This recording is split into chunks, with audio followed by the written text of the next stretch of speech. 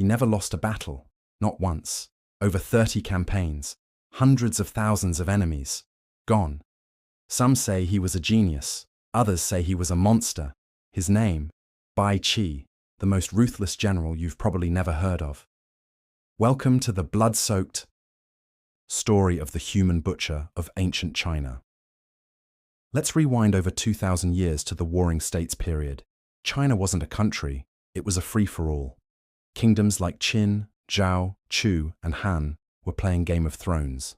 And in Qin, they had Bai Qi. We don't know much about Bai Qi's early life. No epic origin story, no magic prophecy. Just this. He showed up, joined the army, and started winning. The Qin state loved winners. By 293 BCE, Bai Qi got his big break. Qin was fighting the sea. Combined forces of Wei and Han. Outnumbered? Check. Surrounded? Double check. But Bai Qi pulled out a masterpiece. Battle of Yike. He used rivers to divide the enemy, ambushed from high ground, and wiped out over 240,000 men. Just gone. That wasn't just a win. That was a statement. Qin had its war genius, and his name was Bai Qi. From there, Bai Qi went on a rampage. Battles at Huayang, Luoyang, and Hu took out state after state. His strategy, shock and awe, fast attacks, terrain tricks, psychological warfare. He didn't just defeat armies, he shattered morale. To his men, Bai Qi was invincible. To his enemies, he was a nightmare. His nickname, Ren Tu, the human butcher. And if that sounds harsh, well, he earned it. At the Battle of Changping, in 260 BCE, Bai Qi faced the Zhao army, over 400,000 strong. It was a slugfest, months of trench warfare, until finally Bai Qi pulled one last trick, a pincer move that cut off food, water, and hope. The Zhao army surrendered. And here's the part that haunts history. Instead of ransoming the prisoners or using them for leverage, Bai Qi ordered the execution of around 400,000 Zhao soldiers, buried alive.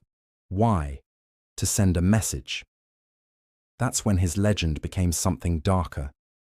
Qin's enemies didn't just fear his army, they feared Bai Qi himself. But even war geniuses can bleed. Bai Qi's success made him powerful and dangerous. The Qin king began to fear that maybe, just maybe, Bai Qi had too much influence. When asked to lead a risky campaign against Chu, Bai Qi said no. Not because he was scared, but because he knew it was a bad move. The court called it insubordination. And just like that, the butcher became a political victim. The king stripped him of his title and sent him into exile. For the first time in his life, Bai Qi was out of the fight. When the Qin army failed, without him, Bai Qi must have felt vindicated. But instead of being recalled, he was blamed again. The king ordered him to take his own life.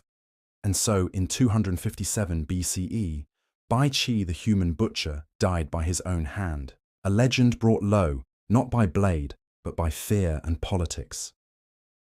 Today, Bai Qi is a controversial figure. Some hail him as a military genius, others condemn him as a war criminal. But everyone agrees on this. He changed history. The unbeaten general, the man who made empires tremble. Bai Qi didn't just win wars, he carved his name into history with blood and brilliance. Thanks for watching. Subscribe for more wild stories from the pages of history. And remember, sometimes the most powerful warriors aren't the ones we celebrate, they're the ones we fear.